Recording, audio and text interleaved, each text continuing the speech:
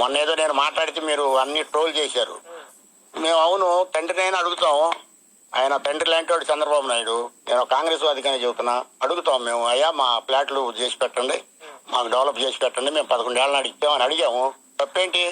దాన్ని మీరు ట్రోల్ చేసుకున్నారు. చంద్రబాబు నాయుడు మీద వ్యతిరేకతగా ఎవరు లేరు.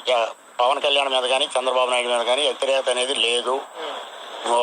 ఖచ్చితంగా నువ్వు ఎక్కడ పోటీ చేసినా నువ్వు ఖచ్చితంగా డిపాజిట్లు కూడా రావు ఈసారి. నీకు గుర్తుపెట్టుకు జగన్మోహన్ రెడ్డి. నువ్వు ఎందుకు మాట్లాడుతున్నావు మాకైతే అర్థం కాదు. నువ్వు తల్లిని చెల్లినే బజారుకేసావు. మరి ఆ రాజ్యాన్ని రైతులు బజారుకేసావు. పోలవరాన్ని ఏమనగానే అటకెక్కిచ్చావు.